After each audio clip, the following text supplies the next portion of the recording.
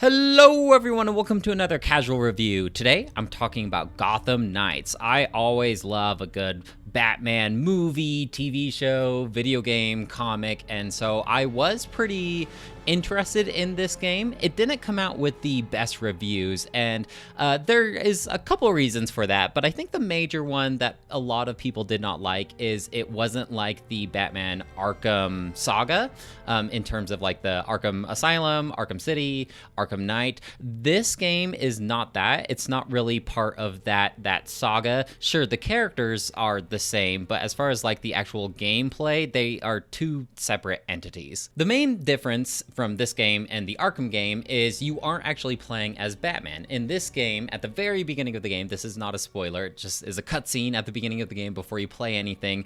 Batman and Ra's al Ghul, I always thought it was Ra's al Ghul, but Ra's al Ghul were in a fight in the Batcave, and in order to take him down, Batman kind of exploded the Batcave to kill Ra's al Ghul, and in the process he ends up killing himself. And so the idea is his four associates need to take up the mantle. And the cool thing I think about this game is you can actually choose between these four characters. There is like a multiplayer aspect to this. I didn't do any of that. I played this game strictly single player, but it is kind of cool that these characters can like play together, and they have similarities, but they each have their own strengths and weaknesses. And so the four characters that you can play as are the current Robin, Nightwing, which was the previous Robin, Batgirl, and the Red Hood, which is like the oldest of the Robin, who was believed to be dead until he was resurrected in the Lazarus Pit. He had his own movie if you want to learn about the lore of like Nightwing and Red Hood.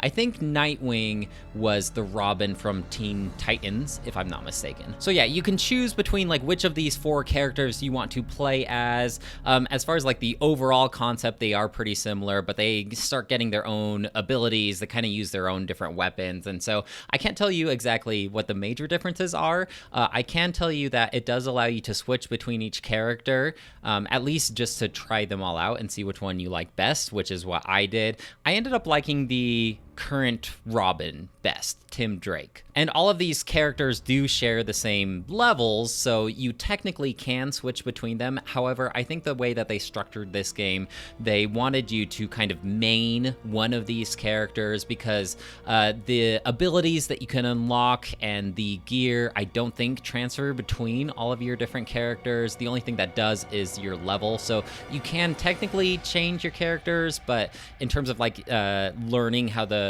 character controls and their strengths and weaknesses, it's probably in your best interest to try them all out and then just pick the one that you like the best. I liked the current Robin because he has a really big stick and he has some good AoE attacks. He's got those huge swings as he's swinging his stick. He's apparently like very specialized in terms of like stealth, so he has a lot of stealth abilities to take down enemies. He also focuses on elemental attacks that can like burn enemies or do poison damage, those kind of things. He's kind of specializing in teleportation, and so like when you're navigating around Gotham, you can like do this little teleport ability. I don't really know too much about the other characters. I know Nightwing, he's got two sticks instead of one, two smaller sticks with electricity at the ends. You got Batgirl, who has like nunchuck sticks, and then the outlier here, the real black sheep of the Bat family, is the Red Hood, and instead of using sticks, he just uses knives and guns. I don't think he adheres to the Batman rule of not killing anybody, but as far as like the gameplay goes, I don't think it shows him killing anybody. He's just using knives and guns though. He's probably my least favorite character in terms of the four characters. He's like the edgy bad boy, which like, I don't know, it doesn't, that kind of type of character doesn't really appeal to me these days. So I mentioned unlocking abilities. How you unlock abilities for your characters is you have to fulfill certain challenges, like defeat X amount of these certain types of enemies, do X amount of these types of abilities, and once you do those challenges, then you unlock more abilities. It's kind of cool that they did it this way, where you just have these certain objectives that you want to go for, but it is also kind kind of tedious, because if you don't naturally come across some of these enemies that they want you to defeat, you can end up playing most of the game with some of these abilities blocked off from you. The crafting is pretty simplistic in terms of like you're just collecting resources from defeating enemies and opening up chests, and then there's like different tiers of gear. I do like that the gear itself changes what your character looks like. I always like that in a game. And most of the costumes, at least the ones for Robin, were fairly interesting and even pretty cool. I know when you think of Robin, you think of like the cheesy outfit get up with the teeny tiny little cape, but no, I actually really did like the outfit designs for Robin in this game. And the cool thing is like once you craft that outfit, even if you salvage that outfit for resources, you still keep that aesthetic, so you can always change back to one of your more favorite aesthetics. And I do like that it also changes like the what your weapon looks like and stuff like that. I didn't really pay too much attention to the stats of these things. Normally if there's green arrows pointing up, that means that this gear is an upgrade, so equip it or craft it, whatever you need to do. And so I didn't mind the RPG mechanics too much. The skill tree in this game is semi-exciting. There's some cool-ish abilities here. Other times it's like increase your critical hit chance by 10%, which is, you know, whatever. I do wish that they were a little more gratuitous in terms of their experience and their level ups. I think by the end of the game I was maybe level 25.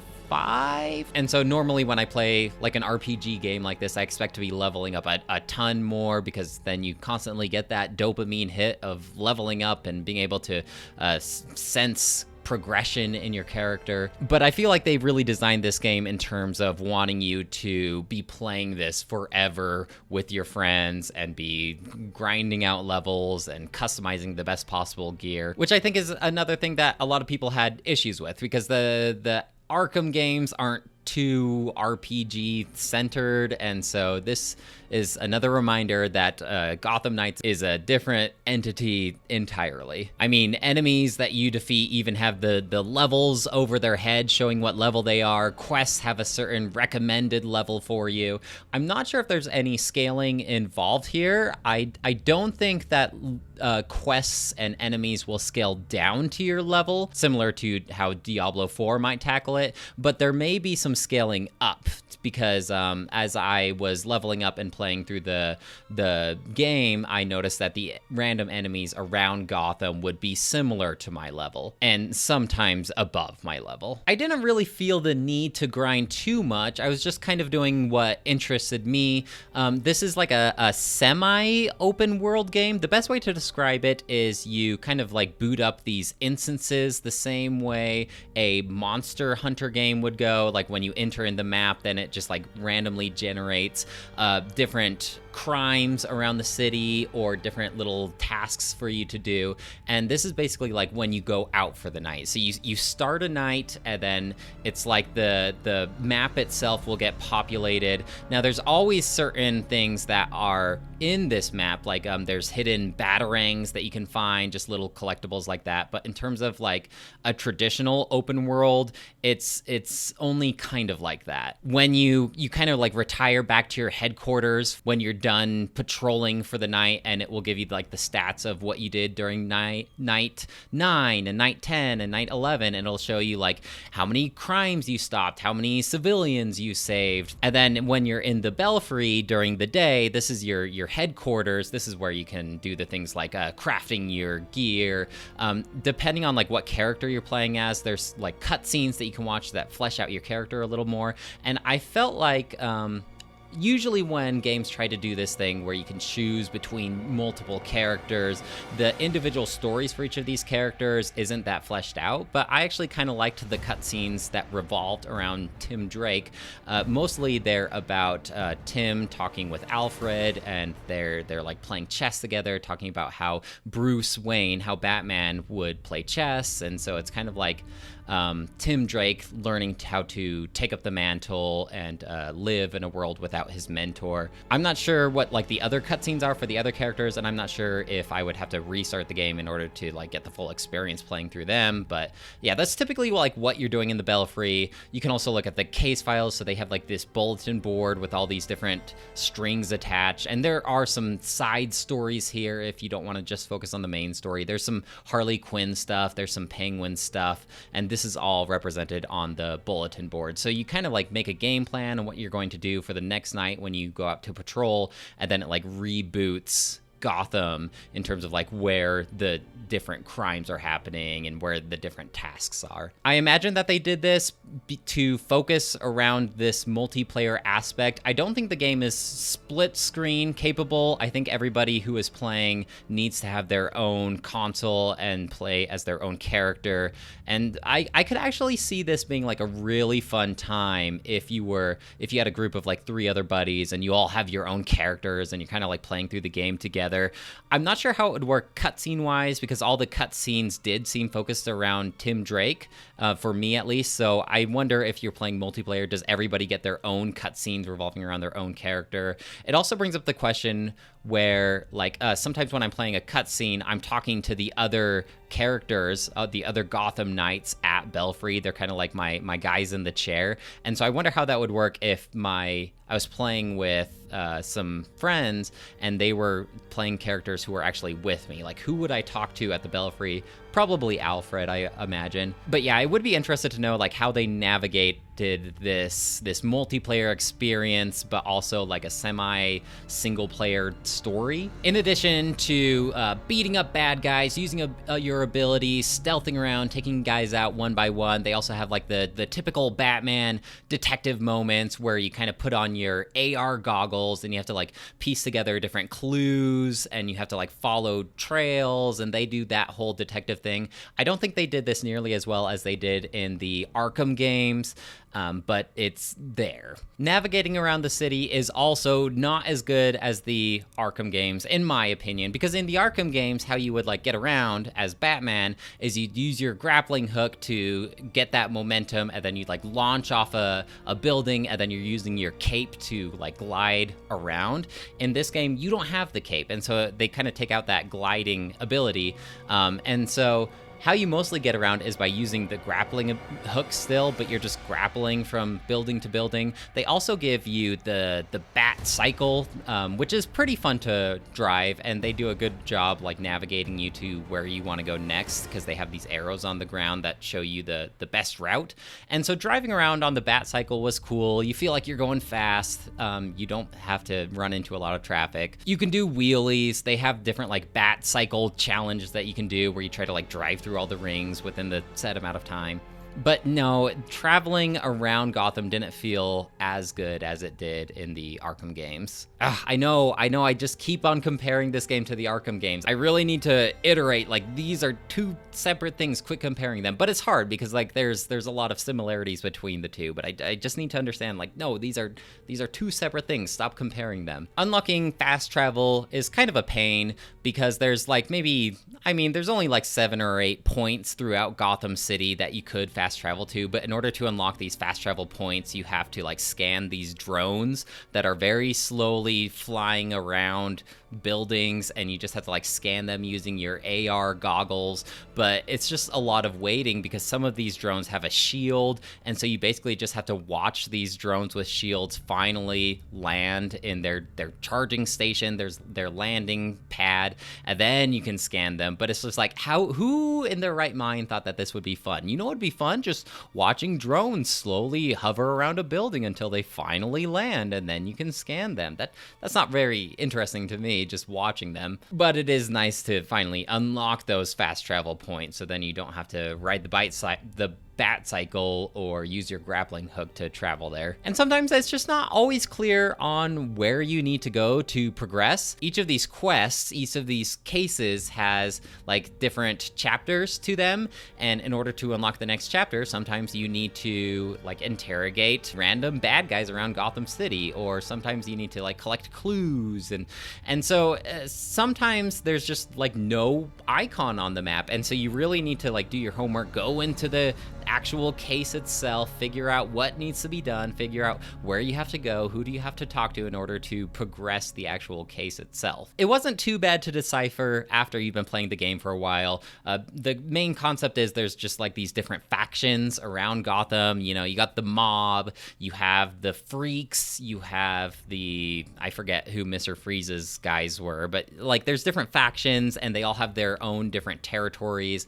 And usually the case will tell you like who you need to beat up in order to progress, like which faction you need to beat up, and then it will show you like on the Gotham map where this territory typically is. For a semi-Batman fan, the story is actually pretty interesting. I'm not as into Batman as I used to be during the Chris Nolan trilogy, but I know most of the villains, and I actually did collect some of the comics at the time. In fact, the main story in this game centralizes around the League, that's Ra's al Ghul's and Talia al Ghul's group, and the Court of Owls. And if you're not familiar with the Court of Owls, they're basically like the Illuminati of Gotham. It's just a bunch of like really rich people having a secret organization that tries to like keep Gotham under their thumbs, and they try to like dictate what is allowed in Gotham and what isn't.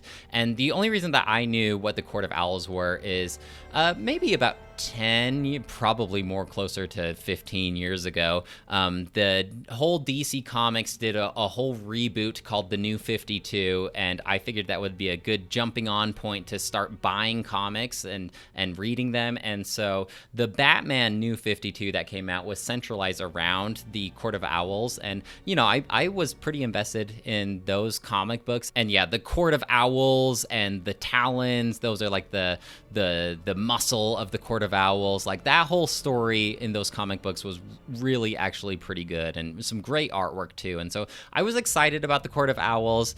In the end, this game, as far as like the story goes, it was okay. There were some actual pretty cool moments in this game, but my mind was never like completely blown. There's just some, that was cool, and not, whoa, that was cool. That's actually how I would sum up this game. There's some, that was cool, but never woes. And so I will give this game a 2 out of 5. I do think the game is okay. I don't think it deserved all the hate that it received at launch, and I don't think it's a dumpster fire. It does have its share of glitches where like I'll interact with an item and it will tell me the description of the item, and then the description will never go away, or like sometimes my cape will get stuck through my torso. And so, you know, you come across your bugs, your glitches. I never came across anything game breaking, just it doesn't leave a good first impression. But when you kind of learn how to, for lack of a better word, ignore that kind of stuff, the game ends up being okay. It feels like maybe an Xbox 360 era game. I see what they were going for, and it could have been a really good game if they spent a little more time ironing the wrinkles out. But in the end, this game did end up being okay. So yeah, I will give this game a 2 out of 5. Well, guys, that's it for me. Let me know if you have any questions or comments about Gotham Knights, and I'd love to hear what you have to say. Otherwise, I'll talk to you later. Bye!